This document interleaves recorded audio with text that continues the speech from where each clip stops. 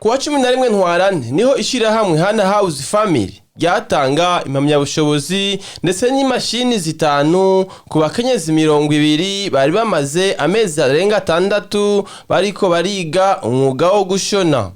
Ivyo birori bikaba vyari vyatewe iteka n'abategetsi batandukanye. Christine Aishakiye yaserukiye ubushikiranganji bwo gufatana mu nda, akaba umuyobozi ajejwe gufasha umukenyezi kwiteza imbere muri ubwo bushikiranganji. Yamenyesheje ko agiye kubatera intege muri ivyo bikorwa vyabo.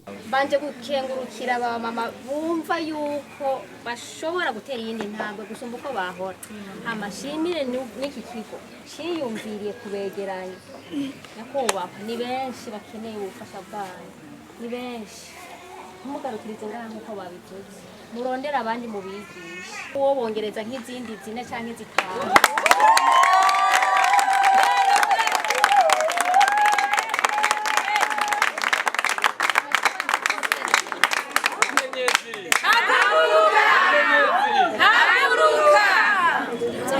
Birashobora kubafasha kuko imashini migiye ko bangahe bane batanu mufise abakiriya ko nabonye mu minota mike ingene mwashonye impuzu je numiwe jewe numva ntwaye ku mutima icyifuzo cyo kubafasha kubashigikira ko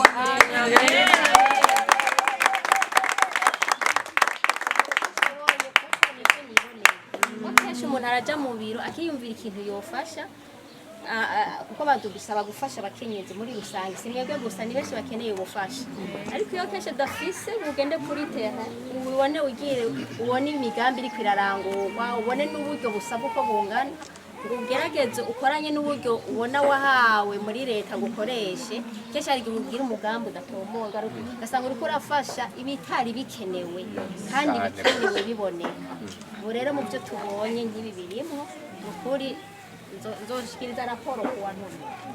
Hanyuma uwo mugambi nawushikiriza nibaza ko atazowanka kuko nawe nyene yabishimye.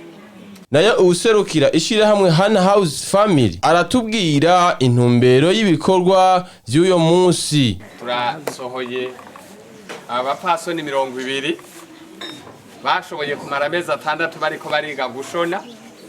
Rero izi mashine tubashikirije nkuko uyu mutware atwara igisata c'agateka k'abakenyezi n'iterambere ry'umwigeme yabishikirije mugende muje hamwe mutegure projet hanyuma muyizane mushatse mugira muri koperative wanyu canke mugomba ko Hana House ibabera umuvyeyi hanyuma tubategurire projet mwayizanye tugende dusabe ideni muri abakenyezi kugira mwiteze imbere kubera ko iyo mu rugo bitameze neza iyo mu rugo umukenyezi ataguwe neza urugo rugira ibibazo twebwe turubatse turabizi nta mahoro aboneka iyo waraye inzara rero kugira dushitse ico umukuru w'igihugu cacu yavuze umufuko wose ugire ka kanoti k'ibihumbi 10 n'umuntu uronke ico ufungura